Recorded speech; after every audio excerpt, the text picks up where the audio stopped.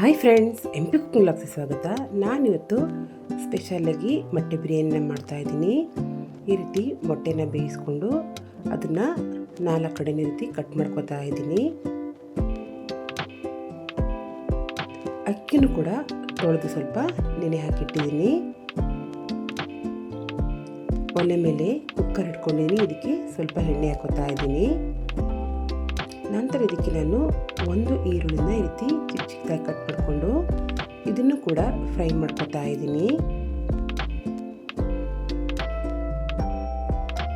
ಈ ರೀತಿ golden colour ಬರಬೇಕು, ಅಲ್ಲಿವರೆಗೂ ಫ್ರೈ ಮಾಡ್ಕೋಬೇಕಾಗುತ್ತೆ.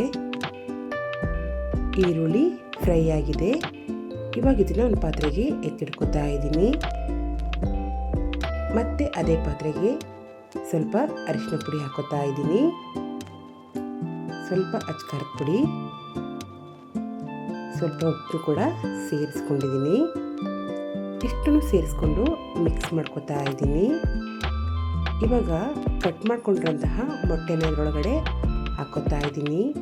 ಈ ರೀತಿ ಮಾಡೋದ್ರಿಂದ ಮೊಟ್ಟೆಗೆ ಉಪ್ಪು ಖಾರ ಎಲ್ಲ ಚೆನ್ನಾಗಿ ಹಿಡಿಯುತ್ತೆ. ಅದಕ್ಕೋಸ್ಕರ ಈ ರೀತಿ ಮಾಡ್ಕೊತಾ ಇದ್ದೀನಿ.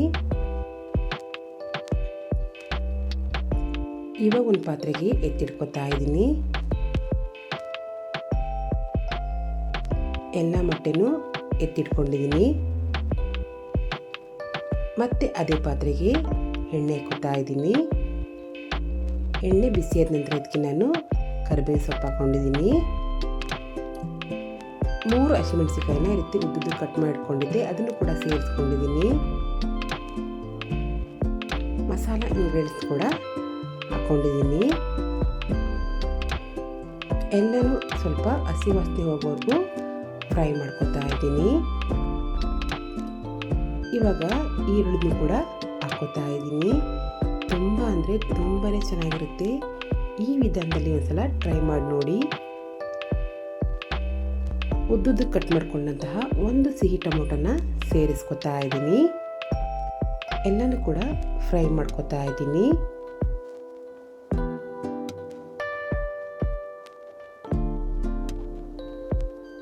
ಒಂದು ಸ್ಪೂನ್ ಅಚ್ಕಾರದ ಪುಡಿನ ಹಾಕೋತಾ ಇದ್ದೀನಿ.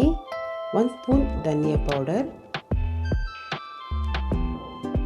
ಅರ್ಧ ಸ್ಪೂನ್ ಗರಂ ಮಸಾಲ, ಸ್ವಲ್ಪ ಅರಿಶಿನ ಪುಡಿ,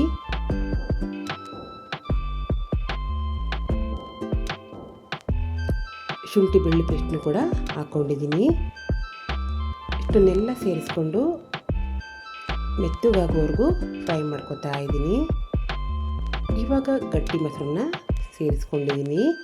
ಮೊಸರು ಹಾಕೋದ್ರಿಂದ ಬಿರಿಯಾನಿ ಟೇಸ್ಟು ತುಂಬಾ ಚೆನ್ನಾಗಿರುತ್ತೆ. ಈಗ ಇದು ಎಣ್ಣೆನೂ ಕೂಡ ಬಿಟ್ಕೊಂಡಿದೆ. ಈ ಟೈಮಲ್ಲಿ ನಾನು ಅಕ್ಕಿನ ಹಾಕೋತಾ ಇದ್ದೀನಿ. ನಾನಿಲ್ಲಿ 2 ಲೋಟ ಅಕ್ಕಿ ತಗೊಂಡಿದ್ದೆ. ಇವಾಗ ಇದಕ್ಕೆ ನಾನು 4.25 ಲೋಟ ನೀರನ್ನ ಹಾಕೋತಾ ಇದ್ದೀನಿ. ಈ ರೀತಿ ಮಸಾಲೆ ಎಲ್ಲ ನೀಟಾಗಿ ಮಿಕ್ಸ್ ಮಾಡ್ಕೊಂಡಿದ್ದೀನಿ. ನೀರನ್ನು ಕೂಡ ಹಾಕೋತಾ ಇದ್ದೀನಿ. ಎಲ್ಲನೂ ಮಿಕ್ಸ್ ಮಾಡ್ಕೋತಾ ಇದ್ದೀನಿ. ಕೊನೆಯಲ್ಲಿ ಪುದೀನ ಸೊಪ್ಪು ಹಾಕೊಂಡಿದ್ದೀನಿ.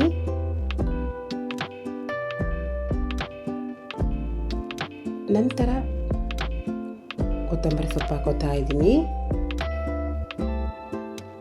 ಇಷ್ಟನ್ನು ಹಾಕ್ಕೊಂಡು ಈ ಟೈಮಲ್ಲಿ ಸ್ವಲ್ಪ ಉಪ್ಪು ಹುಳಿ ಖಾರ ಎಲ್ಲ ಚೆಕ್ ಮಾಡ್ಕೊಂಡಿದ್ದೀನಿ. ನಂತರ ಇದಕ್ಕೆ ಸ್ವಲ್ಪ ಕಸೂರಿ ಮೆಥಿನೂ ಕೂಡ ಹಾಕ್ಕೊಂಡಿದ್ದೀನಿ.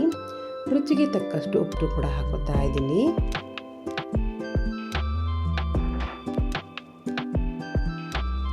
ಇವಾಗ ಸ್ವಲ್ಪ ಮುಚ್ಚಳ ಹಾಗೆ ಮುಚ್ಚಿದ್ದೀನಿ, ಯಾಕಂದರೆ ನೀರು ಸ್ವಲ್ಪ ಕುದಿ ಬರಬೇಕು. ಅದಕ್ಕೋಸ್ಕರ ಮುಚ್ಚಳ ಮುಚ್ಚಿದೆ. ನೀರು ಕೂಡ ಕುದಿ ಬಂದಿದೆ.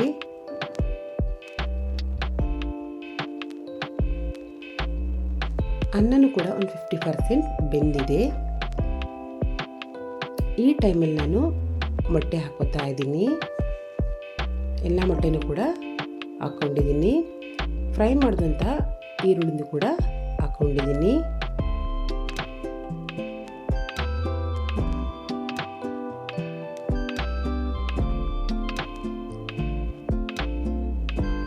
ಚೆನ್ನಾಗಿ ಒಂದ್ಸಲ ಎಲ್ಲನೂ ಕೂಡ ಮಿಕ್ಸ್ ಮಾಡ್ಕೊಂಡಿದ್ದೀನಿ.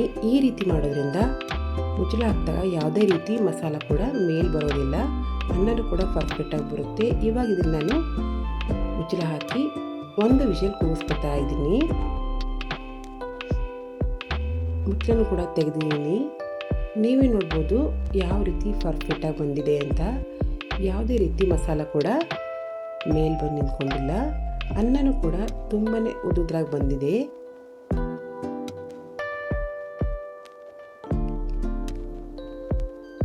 ಮೊಟ್ಟೆನೂ ಕೂಡ ಚೆನ್ನಾಗಿ ಬೆಂದಿದೆ. ಫೈನಲ್ ಆಗಿ ಎಗ್ ಬಿರಿಯಾನಿ ರೆಡಿ ಆಯಿತು.